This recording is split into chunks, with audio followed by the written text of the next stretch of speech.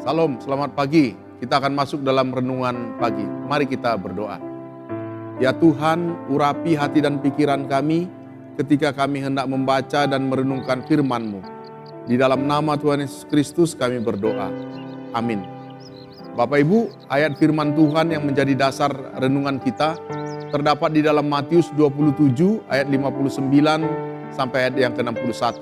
Firman Tuhan yang berbunyi demikian. Dan Yusuf pun mengambil mayat itu, mengapaninya dengan kain lenan yang putih bersih, lalu membaringkannya ke dalam kuburnya yang baru, yang digalinya di dalam bukit batu. Dan sesudah menggulingkan sebuah batu besar ke pinggir kubur itu, pergilah ia. Tetapi Maria Magdalena dan Maria yang lain tinggal di situ duduk di depan kubur itu. Bapak Ibu Saudara-saudara,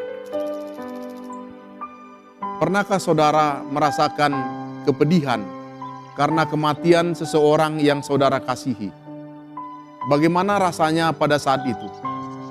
Dan tentunya pengalaman tersebut ketika kita pernah mengalami ditinggalkan orang yang kita kasihi, sedikitnya banyak menolong, membayangkan rasa kehilangan yang dirasakan oleh orang-orang pada zaman Yesus yang mencintai Yesus ketika Yesus mati. Sehari setelah kematian mereka yang kita cintai, apa yang terjadi yang kita rasakan pada waktu itu? Sama seperti itulah yang dialami oleh Yesus, tubuh Tuhan Yesus yang sudah mati itu setelah diturunkan dari salib, diterima ke tangan ibu dan teman-temannya. Mereka membungkus tubuhnya dengan cinta dan membaringkannya di dalam kuburan. Lalu pintu makam yang telah diganti dengan batu yang besar, mereka tutup.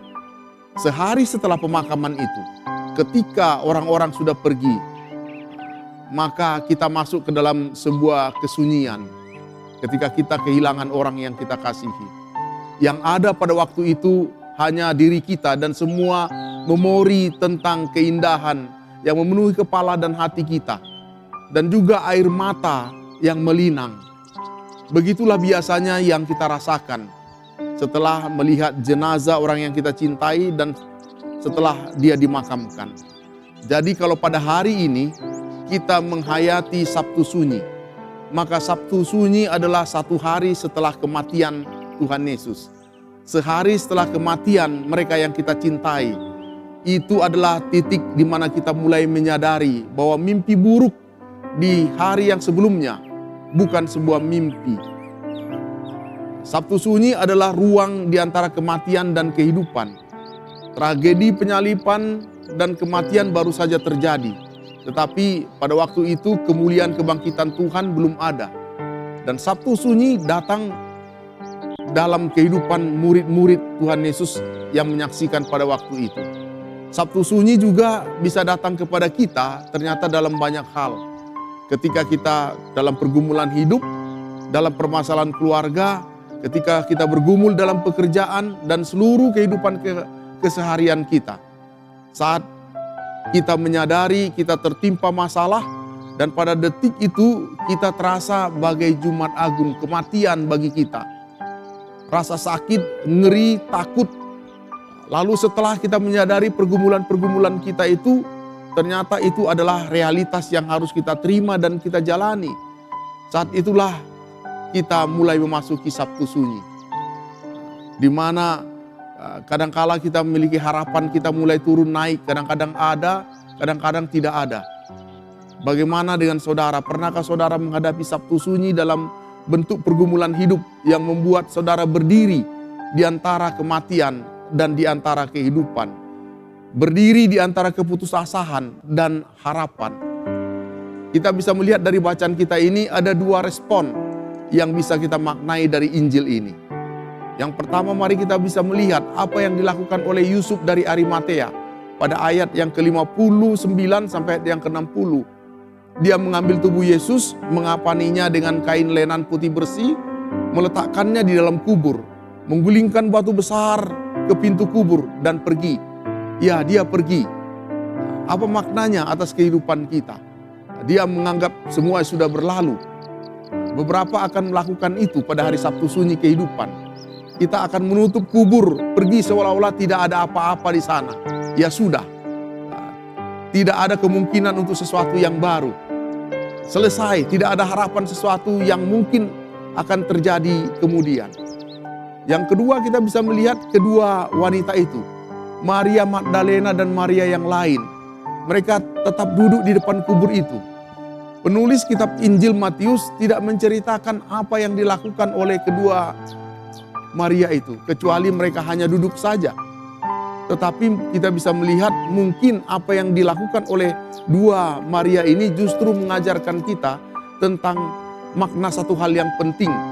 Dan mungkin itulah yang kita lakukan di dalam keadaan Sabtu Sunyi, yaitu duduk, diam, mengingat, dan juga berharap.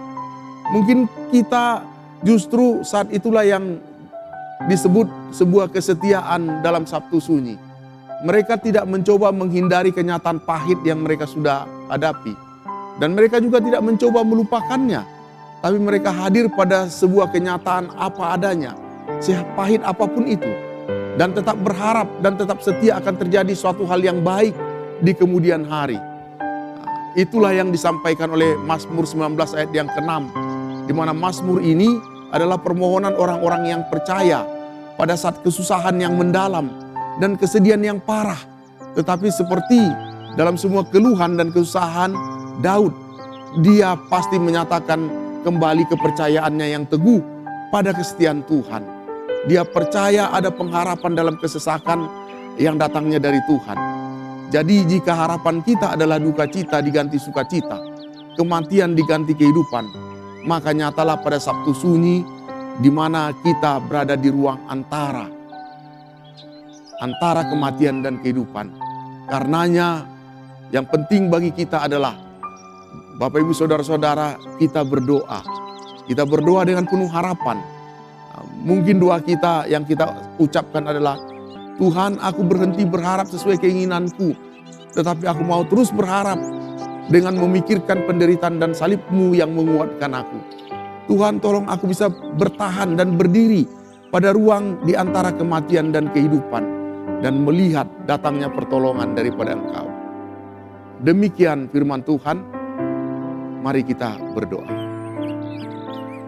Mampukan kami merenung pada Sabtu Sunyi, di mana kami tidak melihat ada harapan baru, tetapi di dalam Tuhan ternyata pengharapan kami tidak sia-sia, karena Tuhan Maha Penolong dalam kehidupan ini. Dalam nama Tuhan Yesus Kristus kami berdoa. Amin.